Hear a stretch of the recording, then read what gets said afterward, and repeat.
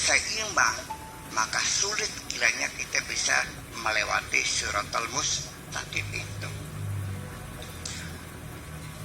Begini, ada orang begini, jasad perlu makanan, betul nggak? Hati perlu makanan, ruh perlu makanan, jiwa, akal perlu makanan. Apa yang terjadi kalau orang itu yang dikasih makan hanya jasadnya saja, tapi jiwanya tidak dikasih makanan? Apa yang terjadi? Akan tidak seimbang. Jadi kalau karena dia jasadnya saja, maka dia lebih banyak kecanggingannya daripada ke masjidnya. Badan sih, makanan kita ini menghasilkan nutrisi, ya kan, protein, kalori, badan kita segar. Nah, karena kita segar, semua hormon berjalan baik dan sperma juga diproduksi. Hawa nafsunya gede. Kalau hawa nafsunya gede, jiwanya kering kerontang, apa yang terjadi? Sehari-hari dia akan mencari kelezatan jasad. Sedina-dina luru pangan baik, luru kesenangan, makan yang banyak, nanti malam Jumat kecanggingan, malam Sabtunya di Gronggong, malam Minggunya di Kalijodo, malam Seninnya di Alexis, malam Selasanya di mana lagi? Di Doli. Setiap hari kerjanya melacur, main judi, ngadu ayam, ngadu kuclak segala macam, sehari-hari. Duitnya habis begal, dijual motornya 2 juta, habis semalam di cangkingan, besok begal lagi, sehari-hari. Wong sedesa beli kena lenger motor hilang, lenger mobil hilang, lenger ayam, sadina-dina. Wong siji banyak kan, lenger apa sih desa? Iya kan? Nah itu kenapa? Sehari-hari yang dikasih makanannya jasadnya saja. Udah. Ada lagi orang yang ngasih makanan otaknya berlebihan,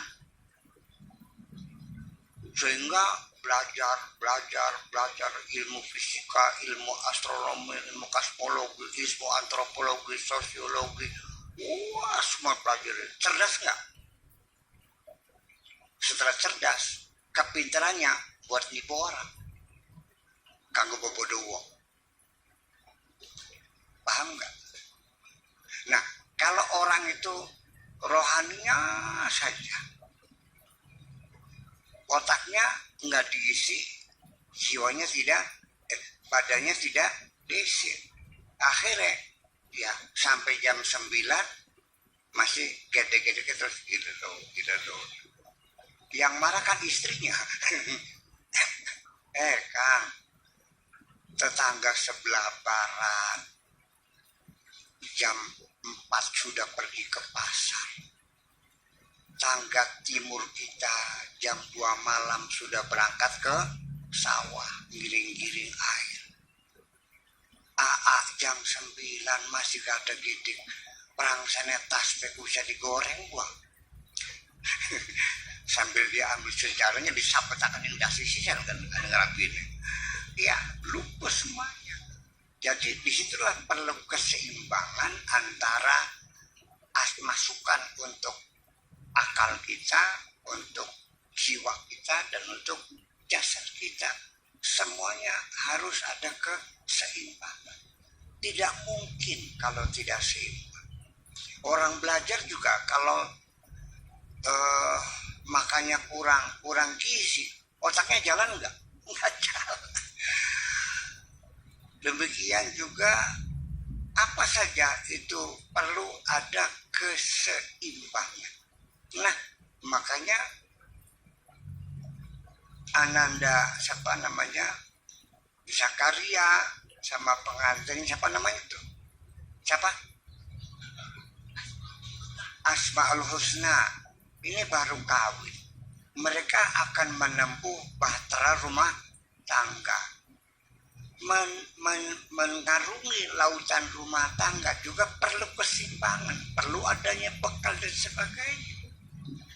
Awas, hati-hati bahwa sesungguhnya nikah itu apa hanya untuk pemenuhan kebutuhan biologis, apakah untuk pemenuhan kebutuhan sosiologis, apakah untuk memenuhi kebutuhan jiwa kita. Tadi sudah diterangkan lengkap tadi itu, saya numpang ngomong aja. Iya, jadi artinya memang nomor satu orang kawin memang pada awalnya ya dorongan yang sangat dominan adalah kebutuhan biologis, gairah seksual bagaimanapun juga. Jadi setiap orang kawin ngayalnya yang indah-indah saja ya, sehingga kayak pun kayak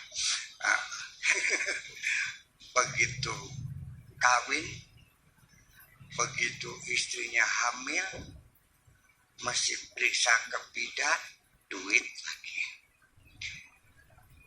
Lahiran, duit lagi.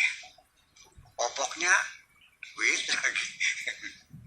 Akhirnya lama-kelamaan cintanya habis, digerus bersama terasi, bersama sabrang.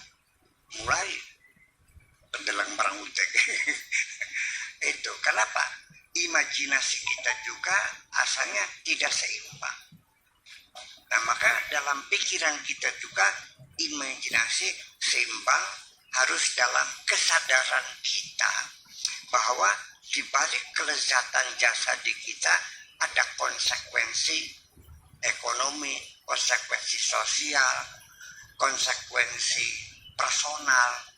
Umpamanya dulu sebelum kawin bisa pergi kapan saja, pulang kapan saja.